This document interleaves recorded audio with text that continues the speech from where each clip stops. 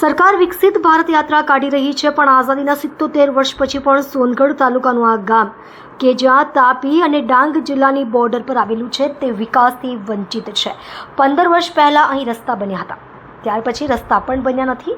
ગામમાં ત્રણ કૂવા છે, પણ પાઇપલાઇન અડધી અધૂરી છે। ઘરોની બહાર નળ છે, પણ વર્ષોથી નળમાં એક ટીપું પાણી આવ્યું નથી।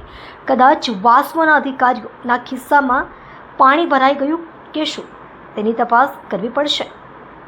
વરસાદની સિઝનમાં આ ગામ સંપૂર્ણ સંપર્ક વિહોણું થઈ જાય છે, કારણ કે ગામ ટેકરા પર આવેલું છે અને પ્રવેશવાનો રસ્તો એકદમ નીચાણ પર છે। સ્ટ્રીટ લાઇટની કોઈ સુવિધા નથી। સ્વચ્છ ભારત મિશન અંતર્ગત અહીં કંઈ પણ આવ્યું હોય એવું દેખાતું નથી।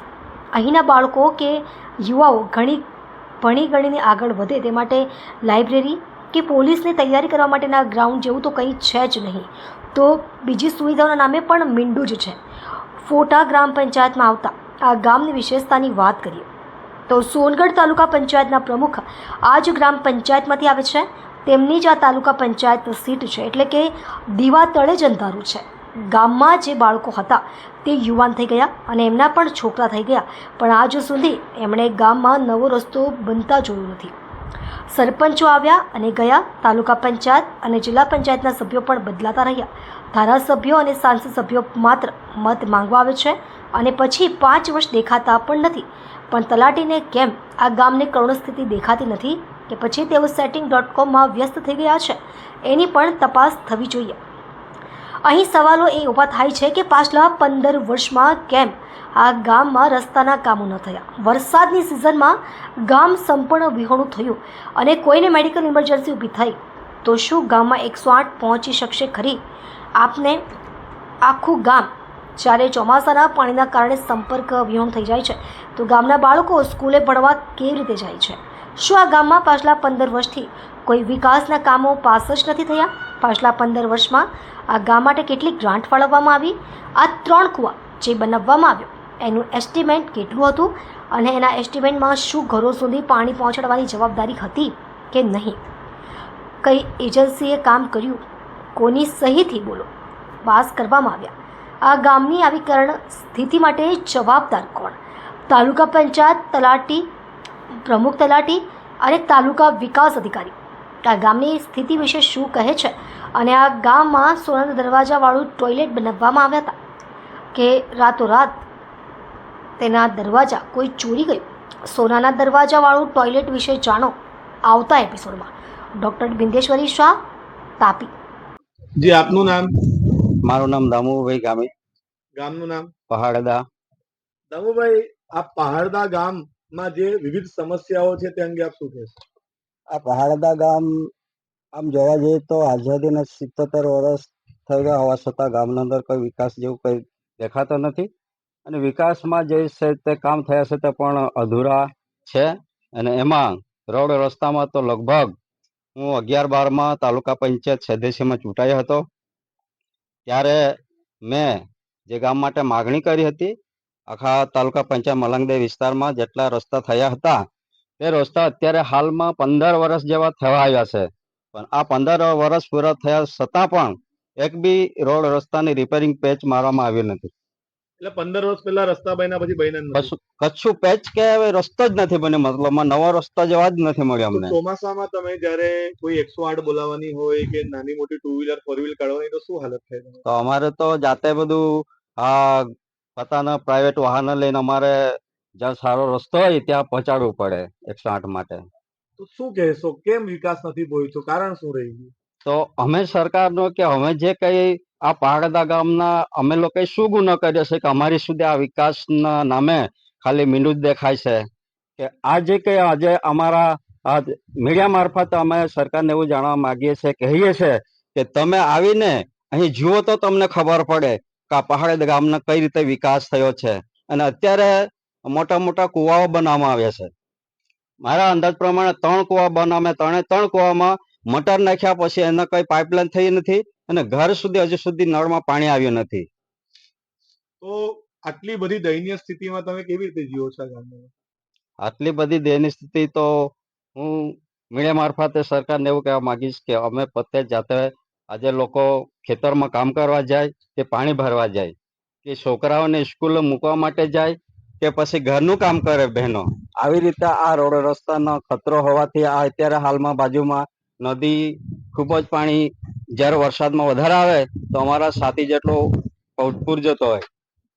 તો અહીંયા સ્કૂલ બાજુમાં છે ને નજીકમાં અહીંયા એક ખાલી ખાડા બનાવી દીધો છે ને સાઈડમાં એને ખાલી પેલું બાંધકામ થઈને એટલે માટીને પુલ પણ પુરાણ બનાવ્યું કરી નથી. પુલ પણ બનાવે છે, માટીને પુરાણ કરી દીધું એટલે છે. ચોમાસામાં આ ગામ સંપર્ક વિહોણું થઈ જાય એટલે એવી સ્થિતિ સંપર્ક હોય. ગ્રહણની સ્થિતિ થઈ જાય છે. જી આભાર. જી આપનું નામ? વિશ્વાસભાઈ વિશ્વાસભાઈ, ગામનું નામ? પહાડદા. વિશ્વાસભાઈ, પહાડદા ગામ વિશે તમે શું કહેશો? તમે નાનેથી મોટા અહીં જ થયા, શું કહેશો ગામ વિશે? જ્યારે નાનપણથી અત્યાર સુધી જોઈએ તો ગામમાં વિકાસ જેવું દેખાતું નથી, કેમ કે અહીંયા ના સ્ટ્રીટ લાઇટની સુવિધા છે, ના રસ્તાઓની સુવિધા છે. જે રસ્તાઓ બન્યા તે અમે નાના હતા, મને યાદ છે ત્યાં સુધી હું 5મા ધોરણમાં ભણતો હતો ત્યારથી રસ્તો બનેલો છે, તે હજુ સુધી રિપેર નથી થયો અને એવા રસ્તાની તો ખરાબ પરિસ્થિતિ છે. અને સ્કૂલ ક્ષેત્રની અંદર જોઈએ તો 4 શિક્ષકો ગામની અંદર ભણાવે છે અને 8મા ધોરણ સુધીની સ્કૂલ છે. તો 8મા ધોરણ સુધી 4 શિક્ષકો વિદ્યાર્થીઓને ભણાવે છે. તો વિદ્યાર્થીઓની સ્થિતિ જોઈએ તો એ લોકોને બહુ જ લખતા વાંચતા આવડે બધા વિદ્યાર્થી? આ મોટા ભાગે તો 5મા ધોરણ સુધીના છોકરાઓને બી લખતા વાંચવામાં બહુ તકલીફ છે એવું મેં જોયું છે જ્યાં સુધી જોયું એટલે છે. 8 ધોરણ છે ને શિક્ષક 4 જ છે. 4 જ છે. બીજું આ ગામમાં પીવાના પાણી વિશે શું કહેશો? પીવાના પાણી તો અમારા ઘરમાં 3 થી 4 7 વર્ષ થઈ ગયા, નળ લાગ્યા છે પણ હજુ સુધી પીવાનું પાણી પૂરતું આવતું નથી કે આવતું નથી. મોટા ભાગે 3 મોટા મોટા કુવા બન્યા ને એમાં મોટર નાખી એનું કર્યું. એ મોટર તો એક અઠવાડિયું બી નહીં ચાલે, આ બધું હળગી ગયું કે પછી શું કરે તો એને અને પાઇપલાઇન કરી જ નથી. પાઇપલાઇન તો અડધી અધૂરી જ છે. હજુ સુધી ખાડા ખોદ્યા છે, પાઇપ નાખે છે પણ જોઈન્ટ નથી કે કઈક જગ્યાએ પૂરતું તો કામ જ પૂરું નથી થયું. અને આ જે તમારું જાહેર શૌચાલય છે કેટલા વર્ષ પહેલા બનેલું? જાહેર શૌચાલય 3 વર્ષ પહેલા બનેલું પણ એને હજુ સુધી દરવાજા નથી લગાવ્યા. અને બધું ખંડર થવા લાગ્યું. આ ખંડર થયો, ધાબો જે સ્લેબ છે તે બેસી ગયો છે અને એના દરવાજા જ નથી હજુ સુધી. તો કુલ મળીને સરકારને શું કહેશો? એક યુવા તરીકે શું કહેશો? આ ગામમાં લાઇબ્રેરી જેવી કોઈ સુવિધા છે એક્ઝામની તૈયારી માટે? એવું કશું જ નથી, લાઇબ્રેરી તો કશે જ નથી. તો મારી ઈચ્છા છે કે આ ગામના છોકરાઓ આગળ વધે ભણવાની અંદર, તો એના માટે લાઇબ્રેરીની સુવિધા જેવી હોય તો બહુ સારી વાત છે. મિલિટરીમાં કે પોલીસમાં જવા માટે કોઈ તૈયારી કરવા માટે ગ્રાઉન્ડ કરું? એવું કશું જ નથી અહીંયા, એવું કઈ સુવિધા નથી અમારા ગામમાં.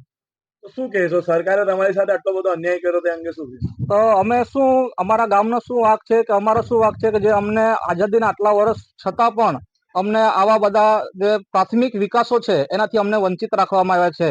એના માટે અમે સરકારશ્રીને જાણ કરીએ છીએ મીડિયા મારફતે કે અમારા ગામની અંદર જે બાબતો વિશે અમે બોલ્યા છે એ બાબતો, એ વસ્તુ અમારા ગામની અંદર કરવામાં આવે એવી અમે સરકારશ્રીને જાણ કરીએ છીએ. જી આભાર. જી આપનું નામ? સંગીતાબેન, ગામનું નામ? પહાડદા. સંગીતાબેન, પાણીના કારણે શું સમસ્યા થાય છે? શું તકલીફ છે? બહુ તકલીફ પડે છે અમને, પાણી નથી મળતું. દરેક ઘરના આંગણા સુધી નળ તો દેખાય છે, નળ છે? નળ છે પણ પાણી નથી આવતું આમાં. કેટલા વર્ષથી નથી એવું પાણી? 10 વર્ષ થઈ ગયા. 10 વર્ષથી ઘરમાં પાણી જ નહીં આવતું. તમે પાણી ક્યાં ભરવા જાવ? પાણી ભરવા જતા છે અમે હેડપંપ પર.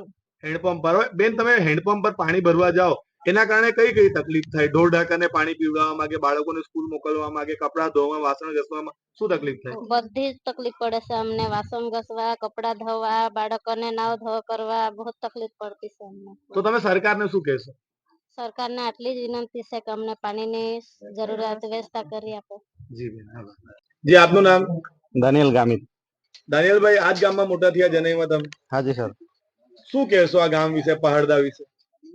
હવે જોવા જાય તો સાહેબ, કેટલા વર્ષોથી રસ્તાની આટલી બધી પ્રોબ્લેમ છે કે અમે તો છેલ્લા આ તાપી જિલ્લાના ડાંગ બોર્ડર પર રહીએ છીએ.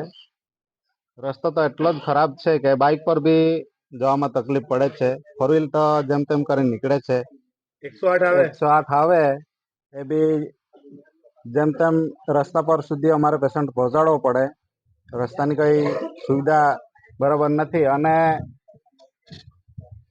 ડાંગ બોર્ડર છે, અમારે કોઈ બી કામ પડે તો મહારાષ્ટ્ર જવું પડે, તો મહારાષ્ટ્રમાં બી જવા માટે અમારે બહુ તકલીફ છે કેમ કે રસ્તો જ બહુ ખરાબ છે. દર ચૂંટણીમાં ધારાસભ્ય, સાંસદ સભ્ય અને સરપંચો આવે છે વોટ માંગવા? બધા જ આવે છે, સરપંચો આવે છે, ધારાસભ્ય આવે છે, નેતાઓ આવે છે વોટ માંગવા સારું. એ દેખાય છે જેટલા દિવસ પ્રચારનો સમય હોય ત્યાર પછી વિકાસના કામો કોઈ દેખાતા નથી અમને. એટલે વોટ માંગવા આવે પછી 5 વર્ષ દેખાતા જ નથી. ના નહીં. તો શું કહેશો એ બધા લોકોને કે અમારા ગામનું કઈ તો જુઓ, શું કહેવા માંગો? એ મારફતે જ જણાવવા માંગીએ જ છે અમે મીડિયા મારફતે કે જેવી રીતે અમે તમને વોટ આપીને વિજેતા કરીએ જ છે એ જ રીતે અમારું બી કામ સફળ થાય એવી અમે આશા રાખીએ છીએ. જી.